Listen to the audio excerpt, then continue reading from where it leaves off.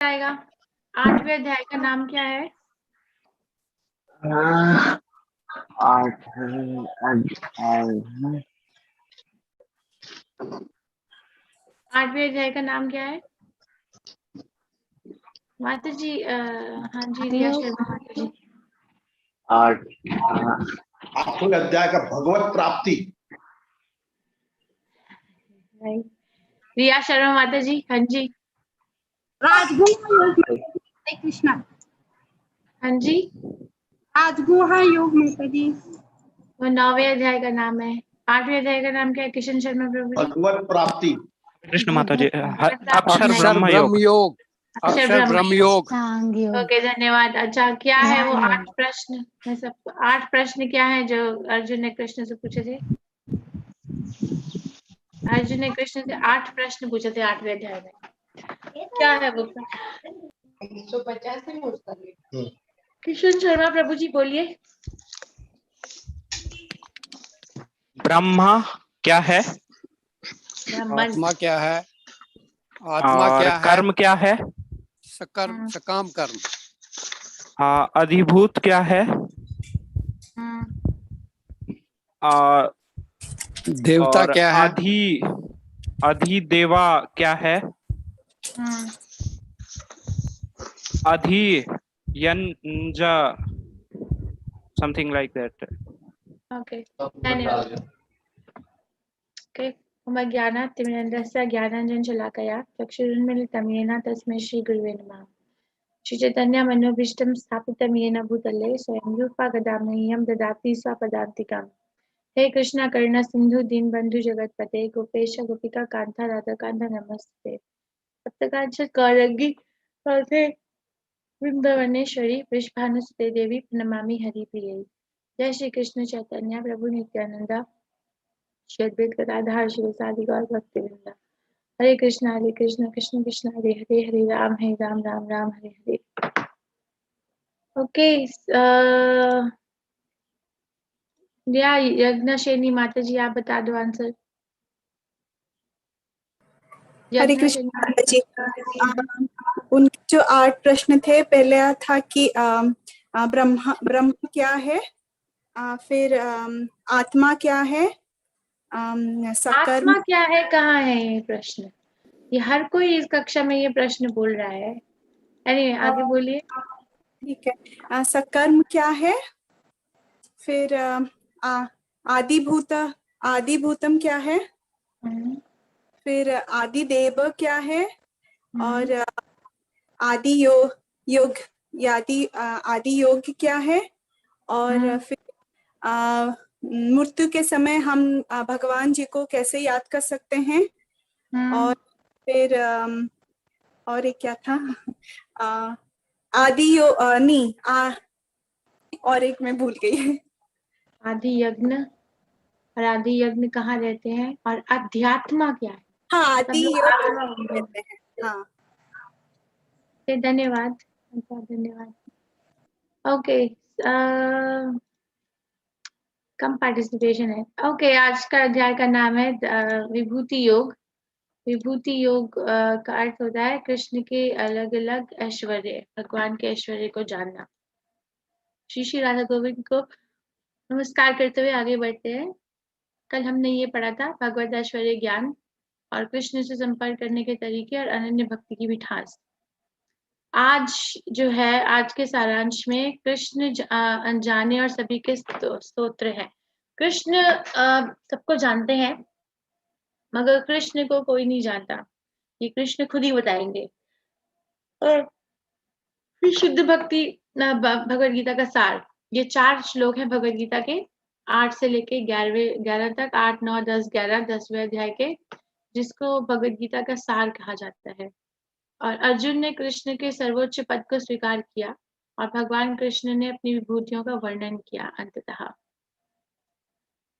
कृष्ण बोलते हैं, श्री भगवान उवाचा भूया एव महाबाहो शृणु मे परमं वचः यते अहं प्रीयमाणया वक्ष्यामि कामयया।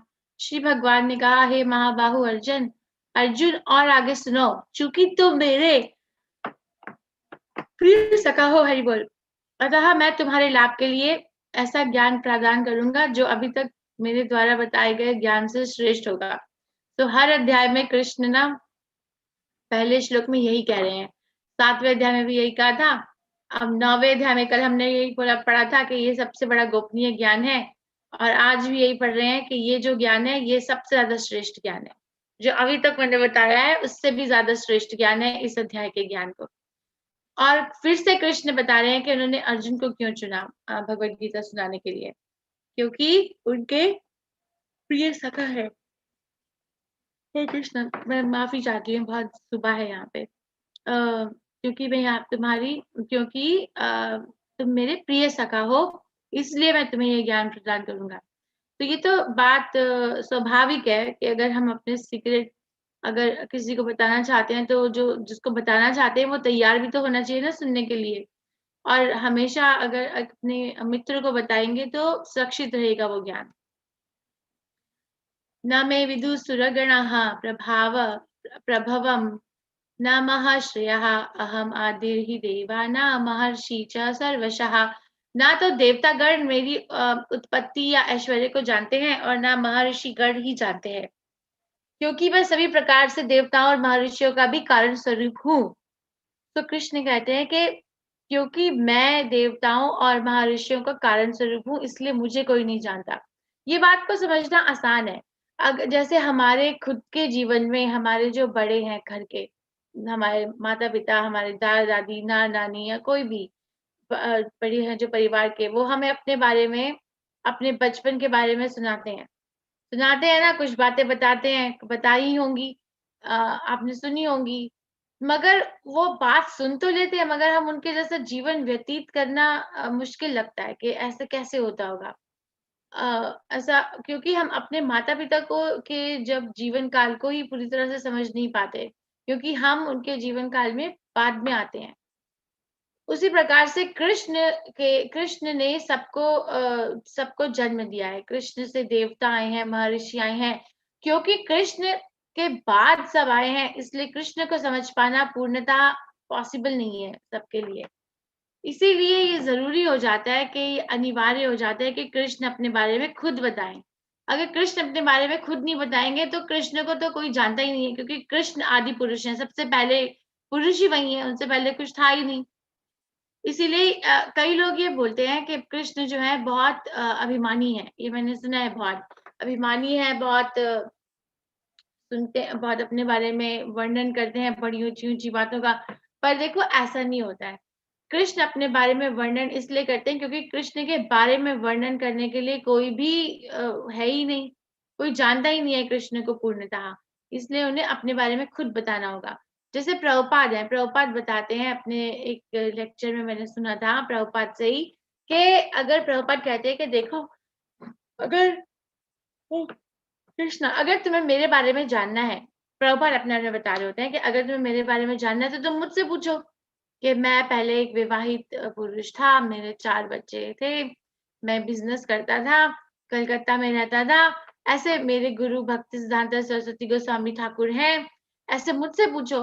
तो अगर कोई उनसे पूछने के लिए जाएगा कि आप क्या करते थे, आप क्या थे, तो क्या वो ये कहेंगे कि प्रभुपाद बहुत अभिमानी है, या फिर ये कहेंगे कि प्रभुपाद अपने बारे में बता रहे क्योंकि उनके बारे में और कोई जानता नहीं है।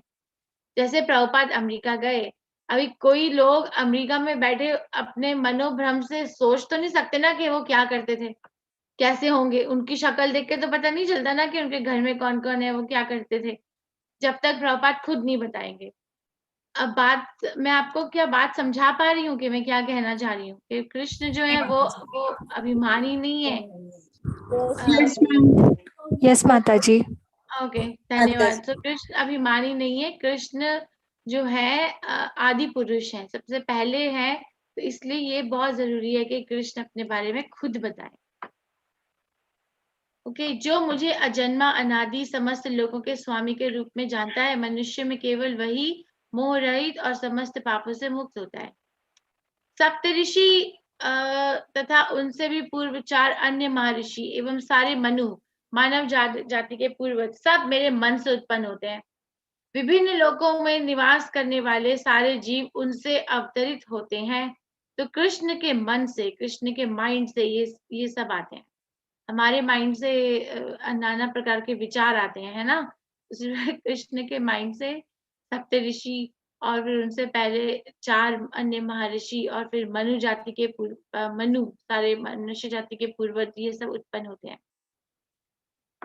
एता विभूतिम योगम च मम यो वेति तत्वतः सो अविकल्पेन योगेन युज्यते न अत्र संशयः। जो मेरे इस ऐश्वर्य तथा योग से पूर्णतः आश्वत है, वह मेरी अनन्य भक्ति में तत्पर होता है, इसमें तनिक भी संदेह नहीं है। ठीक है, तो अगर कृष्ण की विभूति को जानने का ये फायदा होता है कि जो कृष्ण की विभूति को उनका भक्त बनके या उनका सबसे बड़ा प्रिय सखा बनके समझने की कोशिश करता है, तो वो उनकी अनन्य भक्ति में तत्पर हो जाता है। अगर कोई ऐसा व्यक्ति कृष्ण की विभूति को सुने जो कृष्ण को पसंद नहीं करता, तो वो तो जल मरेगा, वो तो और नरक का द्वार बन जाएगा, क्योंकि उसको कृष्ण से ईर्ष्या है। मगर कोई जब भक्त सुनते हैं, जैसे अभी हम इस अध्याय में आगे जाके सुनेंगे, जैसे अर्जुन ने कृष्ण की विभूति सुनी तो अर्जुन का क्या रिएक्शन था, अर्जुन के मन में क्या विचार आए वो बात सुनने के बाद। अब ये कौन बताएगा कि इस चित्र में क्या हो रहा है, इस चित्र में क्या हो रहा है? इसके लिए तो हाथ भी खड़ा कर दीजिए या चैट में लिख दीजिए या हाथ खड़ा कर लीजिए। कोई भी नहीं बता सकता इस चित्र में क्या हो रहा है। किसी ने लिखा भी नहीं और किसी ने हाथ भी नहीं खड़ा किया। कोई एडमिन बता सकते हैं? रूपा माता जी, अश्विनी माता जी कृष्ण को वेलकम कर रहे हैं। कहाँ पर वेलकम कर रहे हैं? रजत कपूर प्रभु जी, हाँ जी रजत कपूर प्रभु जी, आप अपने आप को अनम्यूट कर सकते हैं, अपने हाथ खड़ा किया है। ओके, सो कृष्ण और बलराम जो हैं ये मथुरा के अंदर घुस रहे हैं। ये मथुरा का गेट है, ये बहुत बड़ा गेट जो दिख रहा है ना। तो कृष्ण बलराम मथुरा के अंदर आ रहे हैं और ये वर्णन श्रीमद् भागवतम के पहले स्कंद में है कि जैसे ही कृष्ण बलराम मथुरा के अंदर आए, कृष्ण बलराम में इतना आकर्षण है कि जो भी जीव जंतु, सारे जीव जंतु, यहाँ पे गाय भी हैं, हाथी भी हैं, घोड़े भी हैं इस चित्र में, वो सब के सब अचंभे रह गए और कृष्ण की तरफ देखने लगे। ऐसा व्यासदेव ने तो वर्णन किया है, स्त्रियां जो अपने घर की छतों पे खड़ी थी, यहाँ पर सब के सब, बहुत दूर पहाड़ी पर भी जो खड़े थे व्यक्ति, वो सब कृष्ण की तरफ मुड़ के देखने लग गए। कृष्ण बलराम सूर्य के समान होते हैं। हम ये नहीं कह सकते कि इतनी भीड़ नजर कैसे आएंगे, कितनी भी भीड़ हो पूरी दुनिया में, मगर हर एक व्यक्ति सूर्य को अलग से देख सकता है ना। चाहे कितनी भी भीड़ हो, करोड़ों लोग हो या सैकड़ों लोग हो जाएं, फिर भी हर व्यक्ति अपना सर उठाकर ऊपर सूर्य देव को, सूर्य के दर्शन कर सकता है आकाश में। उसी प्रकार से कृष्ण और बलराम में इतना आकर्षण होता है कि जैसे ही वो अंदर घुसे, सब के सब उनकी तरफ आकर्षित हुए। और क्योंकि वो भक्त थे तो कृष्ण बलराम का दर्शन कर रहे थे, उनको प्रणाम कर रहे थे, वो फूल लेकर जा रहे थे, छोटे बच्चे आरती कर रहे थे, ब्राह्मण। बहुत अच्छा ये वर्णन है पहले स्कंद भागवतम के। अब ये जो 4 श्लोक हैं ये भगवत गीता के सार को बताते हैं। तो 8वें श्लोक में कृष्ण कहते हैं, हम सर्वस्य प्रभवो मत्ता सर्वं प्रवर्तते इति मत्वा भजन्ते मां मूढ़ा भाव समन्विताः। मैं समस्त आध्यात्मिक तथा भौतिक जगतों का कारण हूँ, प्रत्येक वस्तु मुझसे ही उद्भूत होती है। जो बुद्धिमान ये भली भांति जानते हैं वे मेरी प्रेम भक्ति में लगते हैं और हृदय से पूरी तरह मेरी पूजा में तत्पर होते हैं। मैंने पहले ये पढ़ देती हूँ, फिर समझाती हूँ कि एक एक चीज का मतलब क्या है। मगर 8वां श्लोक आसान है समझना कि इस श्लोक में संबंध बताया गया है। वेदांत सूत्र, सारे वेदांत सूत्रों का सार जो है वो 3 चीजों पे आके रुकता है। वो 3 चीजें क्या होती हैं? संबंध, अभिधेय और प्रयोजन। संबंध का अर्थ होता है कि अपना जो आत्मा है, जो जीवात्मा है, उसका भगवान और परमात्मा से क्या संबंध होता है। और फिर अभिधेय का अर्थ होता है कि अगर उस संबंध में उसमें क्रियाएं क्या होती हैं एक संबंध में। जैसे अगर कोई बोले कि मैं एक पिता हूँ या मैं एक माता हूँ एक बच्चे के, तो उसके अंदर संबंध तो चलो लग गया कि माता है पिता है, मगर उसके अंदर उसकी क्रियाएं क्या हो रही हैं? ये हो रही है कि हम अपने बच्चे का ध्यान रखते हैं, उसको प्रेम करते हैं, उसकी सुरक्षा करते हैं, उसको रखते हैं, उसकी इच्छाएं पूरी करते हैं। ये सब क्रियाएं होती हैं ना। जब संबंध बन जाने से तो कुछ नहीं होता अगर उसमें कोई क्रिया नहीं हो रही। तो पहले संबंध होता है वेदांत सूत्र का सार, और फिर दूसरा होता है अभिदय, और अभिदय के बाद होता है प्रयोजन। प्रयोजन का अर्थ होता है कि उसका उद्देश्य क्या है, उस संबंध का, तो संबंध है ही क्यों, उसका उद्देश्य क्या है। श्रीला प्रभुपाद जो है वो एक विवाह के संबंध का उदाहरण देते हैं, ये समझाते हुए संबंध, अभिधेय और प्रयोजन को। वो बताते हैं कि देखो, अगर जैसे एक परिवार के लड़के ने दूसरे परिवार की लड़की से विवाह किया, विवाह करवाया परिवारों ने, तो संबंध स्थापित हो गया। तो उसके बाद क्या होता है कि क्या वो जो जिनका विवाह हुआ, क्या वो अपने अपने घर रहने चले जाते हैं? नहीं, वो एक गृहस्थ बनके एक जीवन व्यतीत करते हैं। वो अभिदय, उसमें जो उनकी जो क्रियाएं होती हैं वो एक गृहस्थ के रूप में होती हैं संबंध स्थापित होने के बाद। फिर प्रयोजन क्या होता है, उद्देश्य क्या होता है ऐसे संबंध का और ऐसे अभिदय का? सबसे बड़ा प्रयोजन तो यही होता है, उद्देश्य यही होता है कि कृष्ण भावनामृत की तरफ आगे बढ़े, एक दूसरे का सहयोग करें।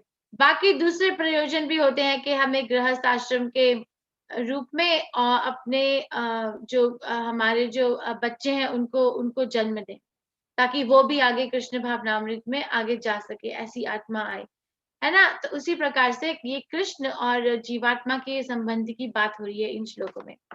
तो वो कहते हैं कि मैं आध्यात्मिक तथा भौतिक जगतों का कारण हूँ, प्रत्येक वस्तु मुझसे ही उद्भूत होती है। मतलब कृष्ण ने बनाया है हमें और हम बनाए गए हैं। कृष्ण ने हमारे कर्ता है और हमें कृष्ण ने जन्म दिया है। कृष्ण हमारे जन्मदाता है और कृष्ण से मेरा जन्म हुआ है। तो ये है कि Krishna is the cause of my creation. Krishna मेरे व्यक्तित्व के कारण है। मच्चित्ता मद्गता प्राणा बोधयन्ता परस्परम कथयन्तश्च माम नित्यम दुष्यन्ति च रमन्ति च। मेरे शुद्ध भक्तों के विचार मुझ में वास करते हैं।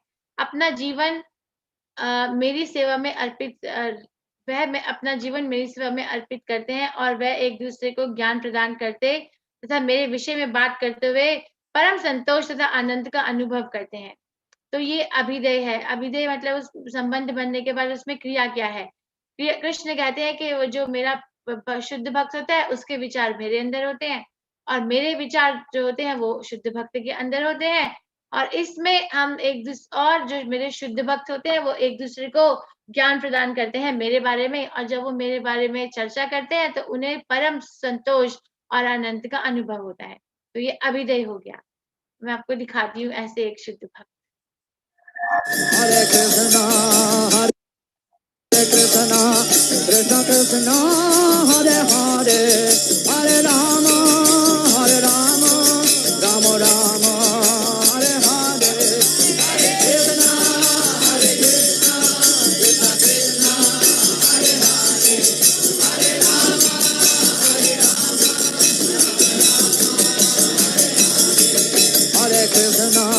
हरे कृष्णा कृष्ण कृष्ण हरे हरे, हरे राम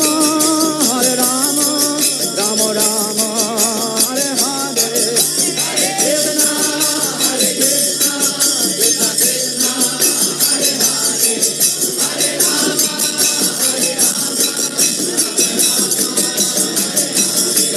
हरे कृष्णा कृष्ण कृष्ण हरे हरे, हरे राम हरे कृष्णा कृष्ण कृष्ण हरे हरे, हरे राम राम राम हरे हरे, हरे कृष्णा कृष्ण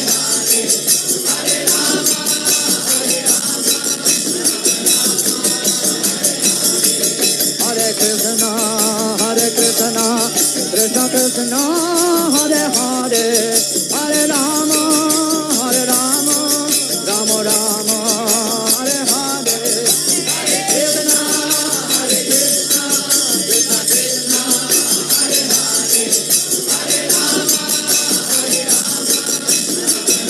कृष्ण कृष्ण हरे हरे, हरे राम कितना अच्छा है ना। ये सब ये सब जो रथ बनाए और जो भी प्रभुपाद का जो व्यासासन बनाया, सब कुछ अमेरिका में भक्तों ने खुद अपने हाथों से बनाया। मैं कुछ भक्तों को जानती हूँ, मेरा ये सौभाग्य है कि जिन्होंने ये काम किया। तो वो बताते हैं, कुछ ऐसी माता जी हैं जिन्होंने प्रभुपाद के व्यासासन को अपने हाथों से बनाया। तो वो समझाती हैं कि उन्होंने कैसे किया, कहाँ से वो कपड़े खरीद के लाती थी इधर उधर के बाजार से। सब अमेरिका में रहने वाली माता जी हैं, कोई भी भारतीय नारी नहीं है, सब प्रभुपाद की कृपा से उन्होंने किया। तो तेषां सतत युक्ता नाम भजताम प्रीतिपूर्वकम तदाभि बुद्धि योगम तम येन माम उपयन्ति ते। जो प्रेम पूर्वक मेरी सेवा करने में निरंतर लगे रहते हैं, उन्हें मैं ज्ञान प्रदान करता हूँ, जिसके द्वारा वे मुझ तक आ सकते हैं। ठीक है, तो ये श्लोक मुझे बहुत अच्छा लगता है, क्योंकि ऐसा लगता है कि अपने जीवन काल में कि कृष्ण के पास जाना बहुत मुश्किल है, पर कृष्ण जो है ना आसान कर देते हैं। वो कहते हैं कि जो प्रेम पूर्वक मेरी सेवा में निरंतर लगे रहते हैं, उन्हें मैं ज्ञान प्रदान करता हूँ, जिसके द्वारा वे मुझ तक आ सकते हैं। तो कृष्ण जो है वो खुद ज्ञान प्रदान करते हैं एक ऐसी आत्मा को जो हमेशा तत्पर रहती है कृष्ण की तरफ जाने के लिए। शायद पता नहीं हो कैसे जाना है, मगर क्योंकि तत्पर है कृष्ण की तरफ जाने के लिए, तो कृष्ण खुद ही उनके मन में बैठे जो परमात्मा के रूप में ज्ञान प्रदान करते हैं कि ऐसे करो और ऐसे करो और ऐसे करो।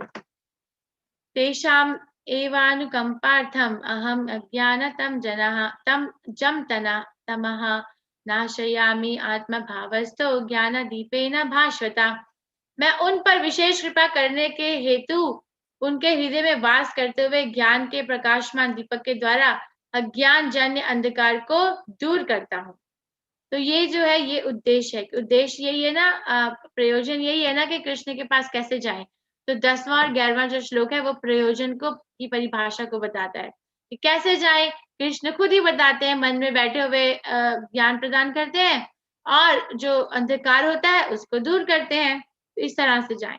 तो हमने क्या देखा, मैं एक बार फिर से बताती हूँ। 8वां जो श्लोक है वो संबंध को स्थापित करता है एक आत्मा और परमात्मा के बीच, कि कृष्ण ने बनाया है और हम कृष्ण के द्वारा बनाए गए हैं, ये संबंध है। और फिर उसके अंदर जो अभिदय है वो क्या है कि जो शुद्ध भक्त होता है वो कृष्ण के मन में वास करते हैं, और जो कृष्ण है वो शुद्ध भक्त के मन में वास करते हैं।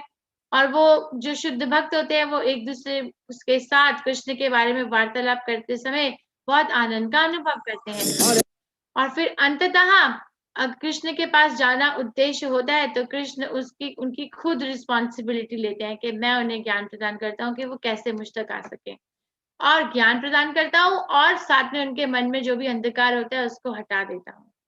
तो ये जो 4 श्लोक हैं 8, 9, 10 और 11, ये पूरी भगवत गीता का सारांश बताते हैं। संबंध, अभिधेय, प्रयोजन, वेदांत सूत्र का यही एक 3 सारांश होते हैं। जब अर्जुन ने ये सब कुछ सुना तो अर्जुन जो है वो भक्ति भाव से उनका मन उद्गत हो गया और उन्होंने कृष्ण को ये प्रार्थना अर्पित की। ये वाला श्लोक याद कर लेना चाहिए, 12वां और 13वां। अर्जुना उवाचा परम ब्रह्म परम धाम पवित्रम परमं भवान पुरुषं शाश्वतं दिव्यम आदिदेवमजं विभुम अहुस्त्वां ऋषया सर्वे देवर्षि नारदस्तथा असितौ देवलौ व्यासा स्वयं चैव ब्रवीषि में। अर्जुन ने कहा, आप परम भगवान, परम धाम, परम पवित्र, परम सत्य हैं। आप दिव्य, आप नित्य, दिव्य, आदि पुरुष, अजन्मा तथा महानतम है। नारद, असित देव तथा व्यास जैसे ऋषि आपके सत्य की पुष्टि करते हैं और अब आप स्वयं भी मुझसे कह रहे हैं। तो ना कि अर्जुन जो है वो एस्टेसी में चले गए, वो कृष्ण के भक्ति भाव में डूब गए और उन्होंने कृष्ण को ये प्रार्थना अर्पित की।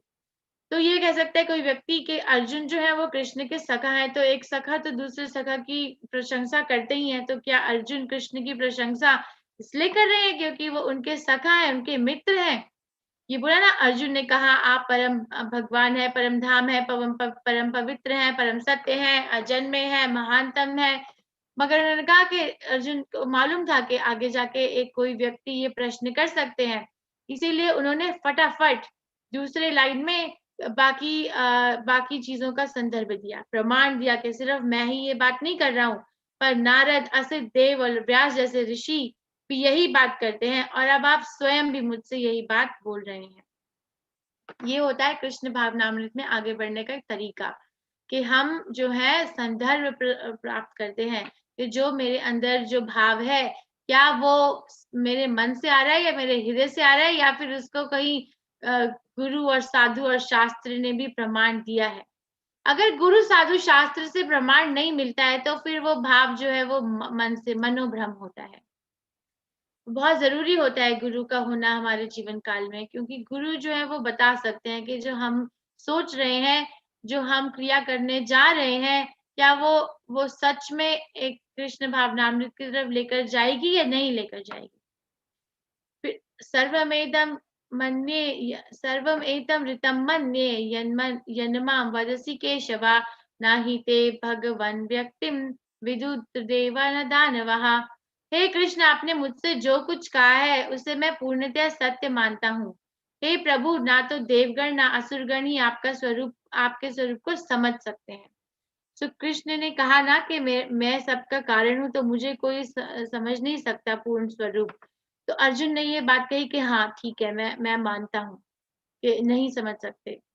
हे परम पुरुष, मैं सबके उद्गम, हे समस्त प्राणियों के स्वामी, हे देवों के देव, हे ब्रह्मांड के प्रभु, निसंदेह एकमात्र आप ही अपने को अपनी अंतरंगा शक्ति से जानने वाले हैं।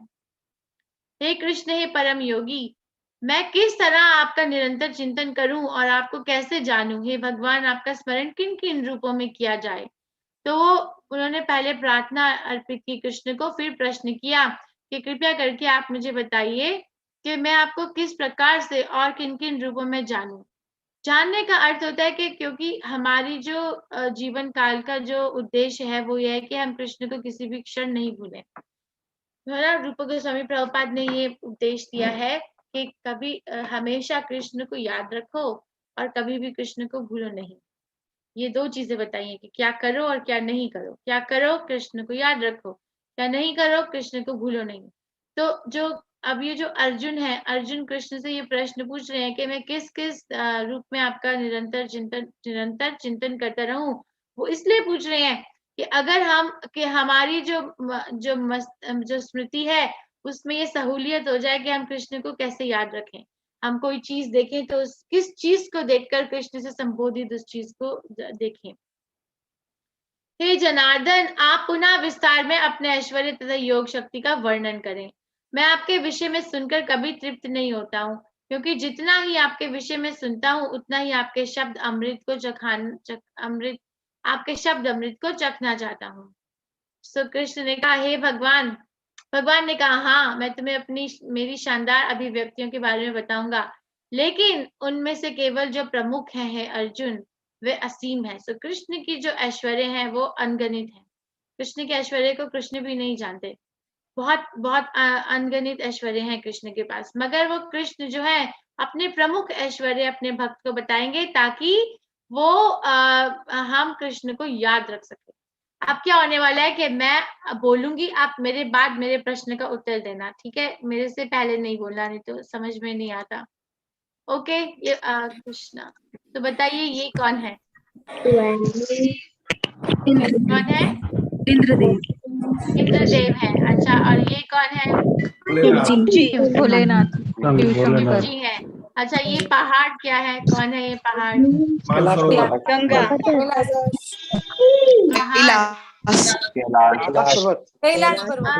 हिमालय। क्या है ये? क्या है? अच्छा, ये कौन सा घोड़ा है? इसका नाम क्या है? उच्चैश्रवा। ये क्या है? ये शब्द क्या है? और ये कौन सा मौसम है जिसमें फूल उगते हैं? वसंत। अच्छा, बसंत, वेरी नाइस। अब ये कौन है जिनके 4 मुख हैं? ब्रह्मा जी। ये कौन है? Buddha, very nice. ये कौन है जिनका हरा रंग है, हाथ में धनुष है? श्री राम। ये कौन है? ये कौन सी गाय है? इस गाय का नाम क्या है? रवि, रामदेव। क्षत्रबी।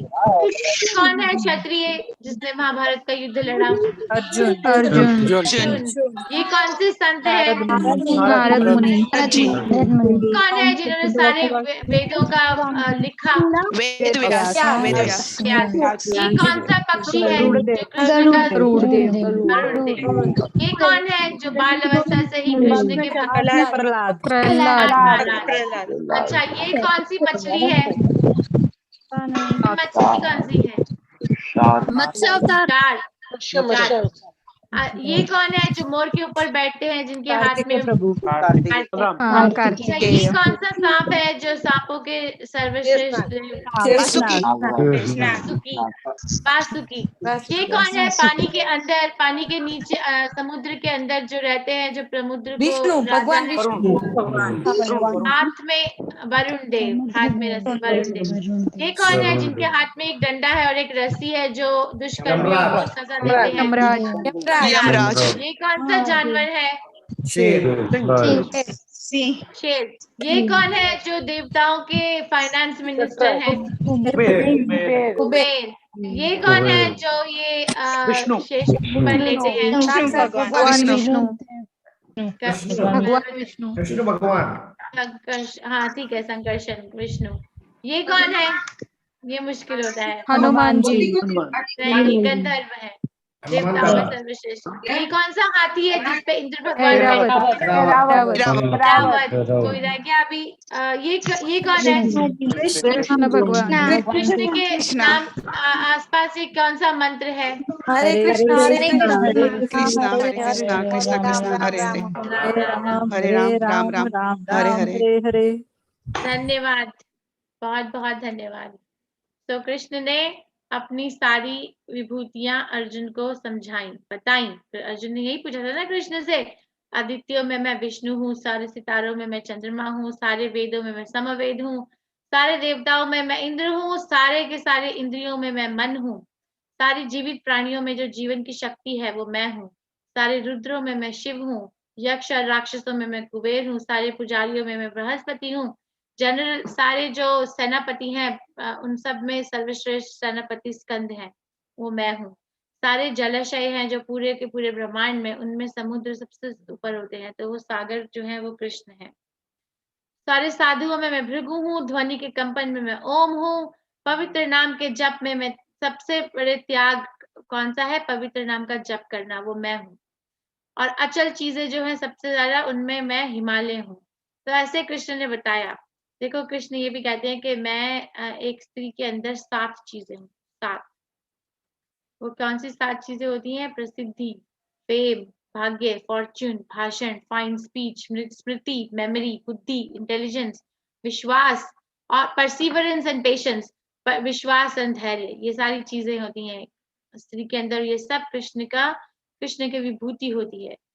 ऐसे उन्होंने 82 ऑपुलेंसेस, 82 विभूतियां बताई इस अध्याय में, कि हम किस चीज को देखकर कृष्ण से उसको संबोधित कर सकते हैं। यही नहीं है अर्जुन, मैं समस्त सृष्टि का जनक बीज हूँ। ऐसा चर तथा अचर कोई भी प्राणी नहीं है जो मेरे बिना रह सकते हैं। ऐसा कोई है ही नहीं जो कृष्ण से नहीं आया, कुछ हो ही नहीं सकता। हे परंतप, मेरी देवी विभूतियों का अंत नहीं है। मैंने तुमसे जो कुछ कहा वह तो मेरी अनंत विभूतियों का संकेत मात्र है। मैंने कहा ना कि कृष्ण को खुद भी नहीं पता होता कि कृष्ण के कितने ऐश्वर्य हैं, मगर कृष्ण ने अपनी बहुत प्रमुख थोड़ी एक सैंपल संकेत मात्र विभूतियां हमें बता दी, ताकि हम कृष्ण की विभूतियों को जानकर ये जो भक्त होता है ना, वो और भक्त बन जाता है कि मेरे जो भगवान है वो कितने सर्वश्रेष्ठ हैं। कितने इस भौतिक जगत में क्या होता है कि अगर कोई बहुत ऐश्वर्यजनक व्यक्ति होता है या बहुत जिसके पास में बहुत श्री, बहुत पैसा होता है, तो वो ना व्यक्ति वो सामान्य व्यक्ति के लिए प्रस्तुत होना उसके लिए बहुत मुश्किल हो जाता है। उसके पास समय ही नहीं होता कि वो एक सामान्य व्यक्ति के पास जाके उससे बात कर सके। जैसे हमारे इतने बड़े बड़े नेता हैं, जब उनको वोट चाहिए होता है तो वो कैसे घर में आके नाक रगड़ते हैं, मगर जब एक बार ही वो वोट लेकर नेता के कार्यालय में बैठ जाते हैं, तो उसके बाद में एक सामान्य व्यक्ति को अपॉइंटमेंट पे अपॉइंटमेंट लेना पड़ता है उस व्यक्ति से मिलने के लिए। मगर नहीं मिल पाता। ऐसा होता है ना। मगर कृष्ण जो है ऐसे नहीं है। कृष्ण जो है सबसे सर्वश्रेष्ठ पुरुष है, सबसे सर्वश्रेष्ठ भगवान है, सबसे ऊपर है, और उनके पास इतनी विभूतियां हैं, इतने भक्त हैं, मगर फिर भी वो हम सब के लिए अलग अलग अवेलेबल होते हैं। हम सब के लिए, मेरे लिए, आपके लिए, एक एक व्यक्ति, एक एक जीव जंतु के लिए। कोई भी ऐसा चर और अचर प्राणी नहीं है जो कृष्ण के बिना रह सकता है। और कृष्ण हमेशा तत्पर रहते हैं कि मैं कैसे इस आत्मा का आकर्षण अपनी तरफ करूं। तो ये भी एक तरीका है कृष्ण का, एक आत्मा का आकर्षण हमारे अपनी तरफ खींचने का। क्योंकि कृष्ण को पता है कि जब तक एक आत्मा कृष्ण की तरफ प्रभावित नहीं होती है, तब तक वो इस चक्रव्यूह में फंसी रहेगी, कभी भी उसको संतोष या सुख प्राप्त नहीं होगा। इसीलिए कृष्ण ने इतना बड़ा अरेंजमेंट करके हमें बताया। यदि यद विभूति मत्सत्वं श्रीमद् ऊर्जितमेव वा तत्तदेव गच्छत्वं माम तेजोंश संभवाम। तुम जान लो कि सारा ऐश्वर्य, सौंदर्य तथा तेजस्वी सृष्टियां मेरे तेज के एक स्फुलिंग मात्र से उद्भूत है। ऐसा नहीं कि कृष्ण को बहुत कार्य करना पड़ता है। जैसे इस जगत में जो बहुत अमीर व्यक्ति है, अगर उसको कोई फैक्ट्री बनानी होती है तो उसको बहुत कार्य करना पड़ता है ना। अपने घर बैठ के तो वो नहीं कर सकता, वो बहुत सारे आदमियों को काम पे लगाना पड़ता है।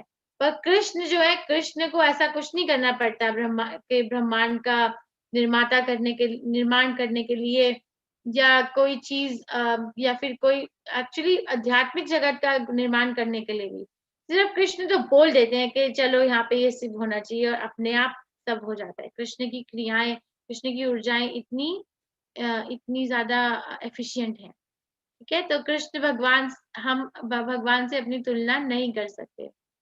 अथावा बहुनेतेन किं ज्ञातेन त अर्जुना विष्टाभ्यम इदं कृत्स्नम् एकं स्थितो जगत। किंतु हे अर्जुन, इस सारे विशाल ज्ञान की आवश्यकता क्या है? मैं तो अपने एक अंश मात्र से संपूर्ण ब्रह्मांड में व्यापक होकर इसको धारण करता हूँ। कृष्ण तो एक अपने अंश मात्र से ये सारे ब्रह्मांड को व्यापक करते हैं। सारे ब्रह्मांड के जो उन्होंने पकड़ के रखा हुआ है, उसका धारण किया हुआ है, तो उनको इतनी इलाबोरेट अरेंजमेंट नहीं करना पड़ता। जैसे अगर कोई व्यक्ति अपना बिजनेस शुरू करे तो उसको कोई चाहिए HR में, ह्यूमन रिसोर्स डिपार्टमेंट में, कोई चाहिए यहाँ पे फाइनेंस डिपार्टमेंट में, कोई व्यक्ति चाहिए जो कि मैनेजर डिपार्टमेंट में हो, कोई व्यक्ति प्रोडक्शन डिपार्टमेंट, कितने सारे डिपार्टमेंट चाहिए होते हैं एक व्यक्ति को काम करने के लिए।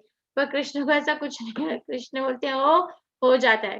तो जो इतने सुपर हीरो बनते हैं हमारे जीवन काल में, हम इतने सुपर हीरो देखते हैं, उन एक्चुअली कृष्ण के ऊपर कोई भी सुपर हीरो नहीं होता कभी भी। इसलिए कृष्ण की तरफ अपना आकर्षण करने से कभी भी कोई व्यक्ति असंतुष्टि प्राप्त नहीं करता। अगर किसी को सच में संतुष्टि प्राप्त करनी है और सच में वो अपने आप से, वो व्यक्ति एक वो ऑनेस्ट है कि हाँ मुझे संतुष्टि नहीं प्राप्त होती किसी चीज में, तो उसको निस्संदेह कृष्ण की तरफ बढ़ जाना चाहिए। और कृष्ण की तरफ बढ़ने के लिए क्या करना चाहिए? सबसे पहला कदम क्या उठाना चाहिए कृष्ण की तरफ बढ़ने के लिए? क्या करना चाहिए? टीवी का शो देखना चाहिए?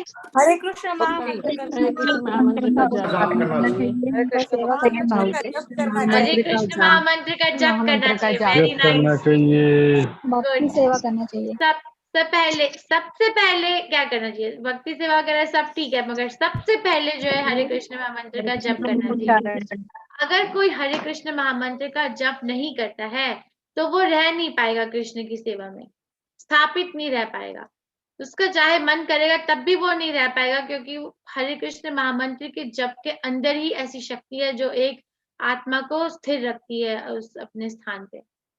ठीक है, चाहे मन करेगा। जैसे हमने पढ़ा था ना तीसरे अध्याय में अनिच्छम और बलद, जब कृष्ण बताते हैं, अर्जुन पूछते हैं कि ऐसा क्या है जो मैं इच्छा के बिना भी मुझे आगे जाके अपना मुझे ये ऐसा बल लगता है मेरे ऊपर प्रभाव कि मुझे ये गलत काम करना ही पड़े, चाहे मैं नहीं भी करना चाहूं। तो ऐसा क्या है? तो कृष्ण ने काम की परिभाषा दी थी वहां पे। तो इसी तरीके से अगर कोई व्यक्ति हरे कृष्ण महामंत्र का जप नहीं करता तो वो चाहकर भी कृष्ण की भावना अमृत में स्थापित नहीं हो पाएगा, क्योंकि यही एक सबसे बड़ा गोपनीय चीज है। सबसे पहली चीज यही होती है कि अगर हमें सच में संतुष्टि चाहिए अपने जीवन में, तो हरे कृष्ण मंत्र का जाप करना ही होगा। ये तपस्या तो करनी होगी, मगर ये तपस्या कैसी होती है ये हमने कल पढ़ा था। सुखम कर्तुम अव्ययम। जो व्यक्ति ये तपस्या करता है उसको सुख का स्वभाव, उसको सुख का भाव होता है। और कोई भी व्यक्ति ये तपस्या कर सकता है। इतना बड़ा रूल नहीं है कि इस समय जप करो या उस समय जप करो, पर करने के लिए अपनी इच्छा खुद ही बनानी पड़ती है। तो हमने इस अध्याय में ये पढ़ा कि कृष्ण अनजाने हैं और सभी के स्तोत्र हैं। कृष्ण को कोई नहीं जानता। ये बात मैंने समझाई कि हम अपने जीवन काल में भी अपने माता पिता, अपने दादा दादी, नाना नानी को पूरी तरह से नहीं जान पाते, क्योंकि हमारा जन्म बाद में होता है ना। तो ऐसे कृष्ण के बाद सबका जन्म हुआ है, तो कृष्ण को कोई भी सर्वश्रेष्ठ रूप से नहीं जान पाता। इसीलिए ये अनिवार्य हो जाता है कि कृष्ण अपने बारे में खुद बताएं, खुद वर्णन करें। और कृष्ण जो है ये पहले से 7वें श्लोक में ना में विदु सुरगणः, विशुद्ध भक्ति भगवत गीता का सार, वो जो 4 श्लोक थे 8, 9, 10, 11, जिसमें मैंने समझाया संबंध, अभिधेय और प्रयोजन। तो वो शुद्ध भक्ति का वर्णन है। और जब अर्जुन ने ये सब कुछ सुना, तो अर्जुन ने कृष्ण के सर्वोच्च पद को स्वीकार किया।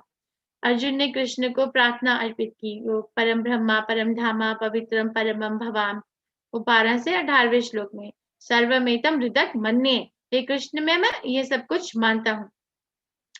कृष्ण और भगवान कृष्ण अपनी विभूति का वर्णन करते हैं। फिर अर्जुन ने कृष्ण से पूछा कि कृपया करके आप मुझे और बताइए अपने विभूतियों के बारे में, और बताइए, क्योंकि मेरा तो मन ही नहीं भरता ये सुनकर। आप और बताइए ताकि मैं और आपके बारे में सोच सकूं। तो कृष्ण ने अपने विभूतियों का वर्णन किया आखिरी भाव में इस अध्याय के, और उसमें उन्होंने 82 विभूतियां अपनी समझाई। यद यद विभूति मत सत्वम। ओके, तो ये है 10वें अध्याय का सारांश। एक बात है कि कल जो है क्विज में कुछ प्रॉब्लम आ रही थी, कुछ लोगों ने मुझे ईमेल भी किया, मैसेज भी किया बाद में, मगर वो प्रॉब्लम फिक्स हो गई। तो अगर कोई स्कोर 0 आया है, क्योंकि बहुत लोगों को ये प्रॉब्लम आई थी कल, तो कृपया करके 9वें अध्याय का क्विज एक बार फिर ले लीजिए, क्योंकि कल जो